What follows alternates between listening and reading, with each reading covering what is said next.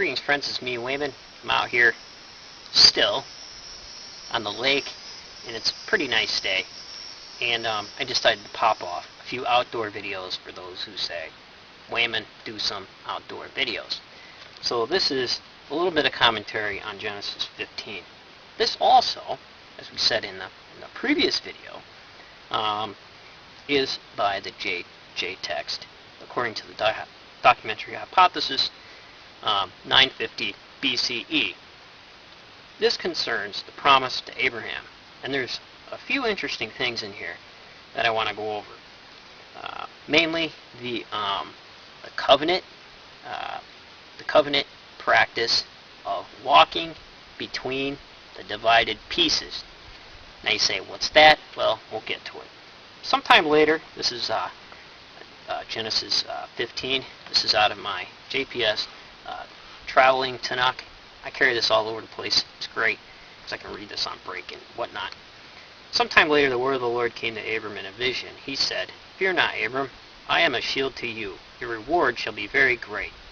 But Abram said, O Lord God, what can you give me, seeing that I die childless, and the one in charge of my household is Demisek, Eliezer. Turn the page. Abraham said further, Since you have granted me no offspring, my steward will be my heir. So here this is probably another reference to the law code of Hammurabi. You can actually legally set up some kind of will, so to speak, so somebody will be able to inherit your property through an agreement. The word of the Lord came to him in reply, That one shall not be your heir, none but your very own issue shall be your heir. He took him outside and said, Look toward the heaven and count the stars, if you are able to count them. And he added, So shall your offspring be. And because he put his trust in the Lord, he reckoned it to his merit. Or in some English translations it says, Unto him it was accounted as righteousness. Then he said to him, I am the Lord who brought you out of Ur, the Chaldeans, to assign this land to you as a possession. And he said, O Lord God, how shall I know that I am to possess it? And he answered, Bring me a 3-year-old heifer, a 3-year-old she-goat, and a 3-year-old ram. There's some argument here about if it means 3 of each animal. Some texts say that, or 3-year-old. I suppose all Christians, in order looking for the symbolic number of 3 because of the Trinity idea, would definitely see Jesus in this text. However, that's not what it's getting about. This is dividing of the animal, cutting a deal, so to speak.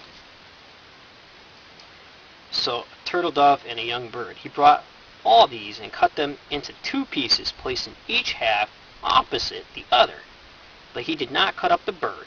The birds of prey came down upon the carcasses, and Abraham drove them away. So here he's setting up for the covenant grant ritual. And I'll be posting some text in the ancient Near East where this is done in the details section. So take a look at this, because blessings and cursings not only were in biblical literature but also in Hittite literature. And also this reference here, where the divine passes between the pieces. People would pass between the pieces and be held accountable. And you can see that happening in Jeremiah 34:17, which is pretty interesting. The sun was about to set, a deep sleep falls upon Abram, and a great dark dread descended on him. And he said to Abram, Know well that your offspring shall be strangers in the land, not theirs. So here they're looking back, and they're writing about it.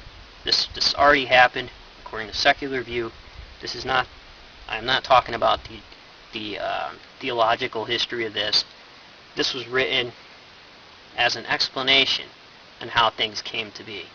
And that already happened. They're looking back and writing as if it were prophecy about things to come. So he talks about executing judgments on the nations, and he says in verse 15 of 16, You shall go to your fathers in peace, and you shall be buried in a ripe old age.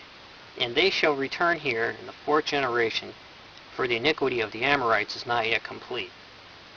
So by saying 4 generations you'll come back, they already knew.